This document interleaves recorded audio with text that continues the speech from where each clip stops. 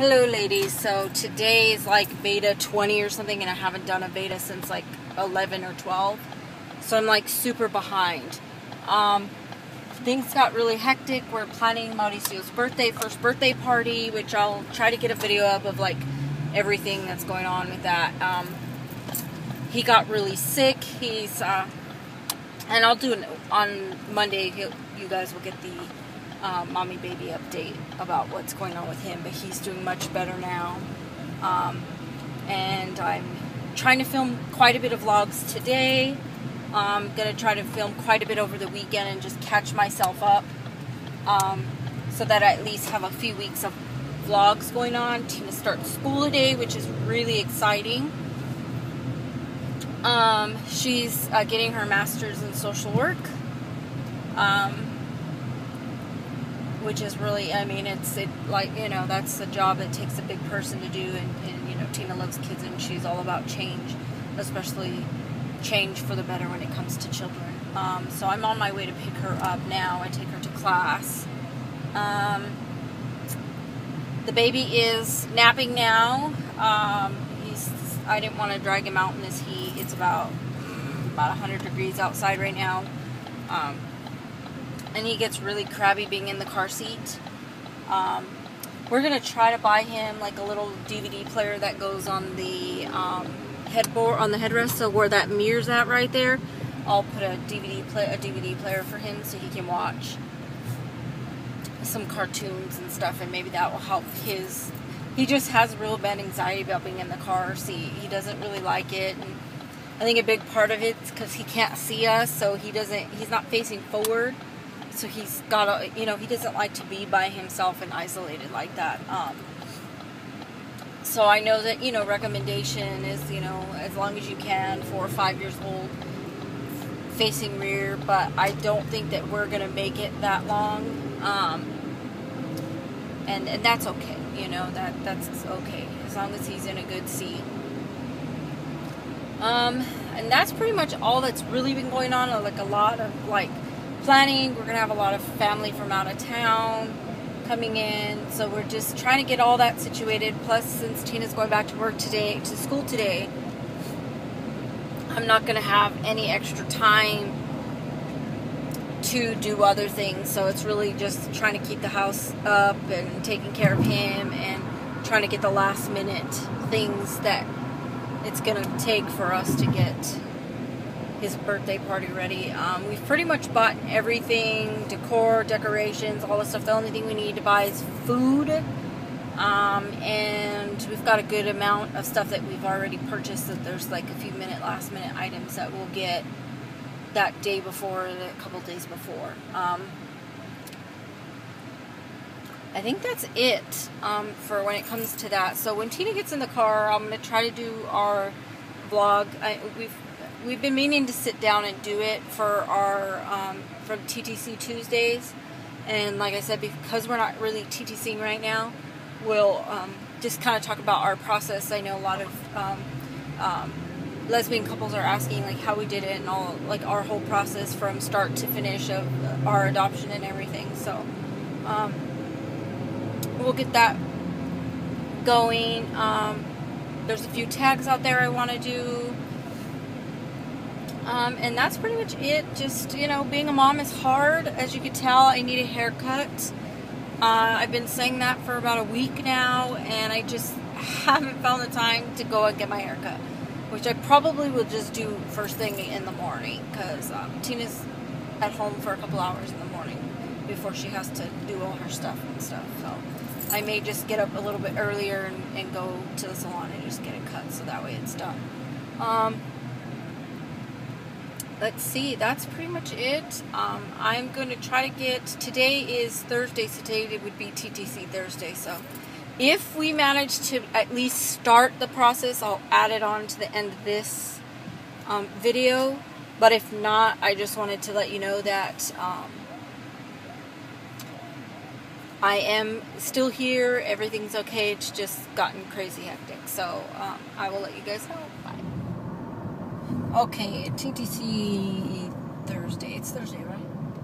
Or is it Friday? Today Today's Thursday. My days are, I don't think I have a concept of day anymore. Let's see. So I guess the number one question that keeps getting asked is, do we want more kids? What's your answer? Yes, but I don't want to do it in Arizona. Yes, we do want more kids. At least one more. If we're financially sound, maybe more, but for sure one more.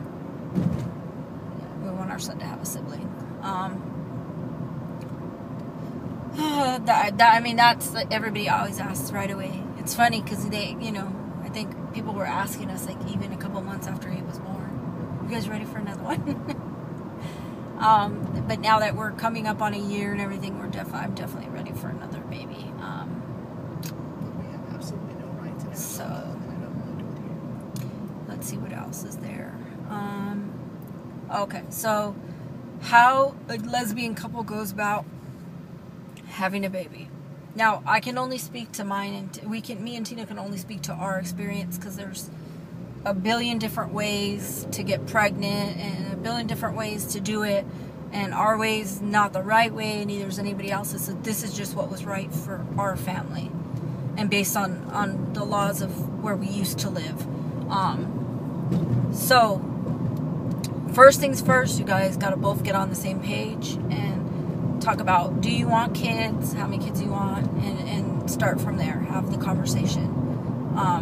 And then the next thing is to get, plan, start to figure out when you want to start trying. Now, just because you start trying in like January doesn't mean that by January, February, we're going to have a baby. It may or may not be. It could take you a long time, but the idea is to figure out when you guys are both ready to take on the challenge of TTC.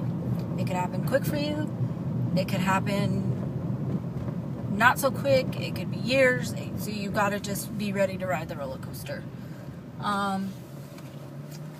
After you're done with that, then it's to pick a donor. Now, there's unknown donors, there's known donors. That's pretty much the only two that there is.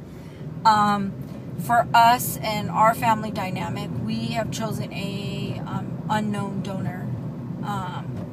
He is available to be found when our kids are 18, and if they choose to find out who their biological dad, I guess, donor is. I'm not sure how to go about with that word, the biological other part of them. Then they can do so, because there's also unknown donors that choose not to have any contact at all with any children that came from them, which is fine. But we chose that maybe when he's 18 he's curious or wants to know, that he should have every right to know. For us, we talked about known donors, but it's really hard. Sometimes it works out and it's great, and sometimes it doesn't work out, and it can become a huge legal battle with, consequences of the other parent, the known donor, having access to your child, So for us, it just wasn't something we wanted. Now you can, with a known donor, you can find them in your hometown, or you can, get them on the internet.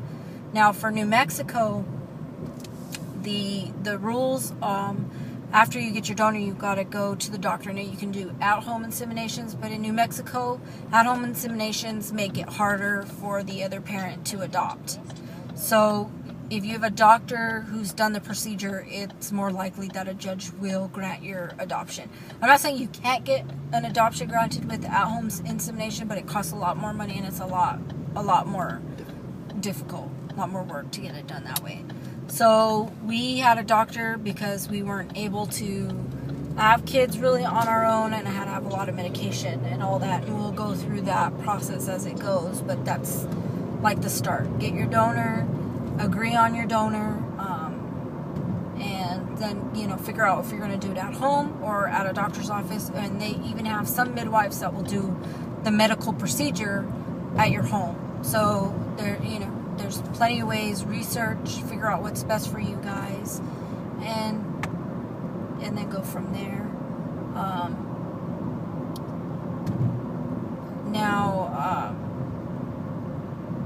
And that everybody's path will be different, and it'll take however long it takes for everybody. So that's it on how to get started on it. Now, everybody asked like how we picked our donor.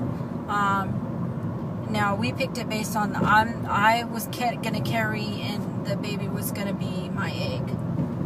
So we wanted our child to have similarities to Tina. So we picked an African American donor. He was mixed out because he was German and African American. So, you know, half Caucasian, half black, which is very similar to Tina. Tall, athletic. He had, you know, drama background, musical talent. So we kind of went through all that extra stuff, but the main thing was having a mixed African American Caucasian donor. That way our child would have some similarities for Tina. And that's pretty much all. I mean, I don't know. What do you think? What was your main, besides the ethnicity of the donor? The rest of it, I don't know how truthful they are. I mean, you go by what they tell you. You hope that they're intelligent and that they are the things that they list. That they have, you know, that they have a brain, that they're athletic, that they're musical, that they don't have any rampant disease in the family. And you do your best. But I wanted the baby to reflect me as much as possible. So that's it. And we did. They know that most sperm banks will give you a medical list of what they have in the family, if they have it, if they don't, deaths, and all that. So it kind of gives you an idea. And then you just have to, I guess, save the money for it because it's quite expensive. And that'll be it for this one. Next week we'll talk about, I guess, medical procedures and how everything went down for us. And that's pretty much it. Bye.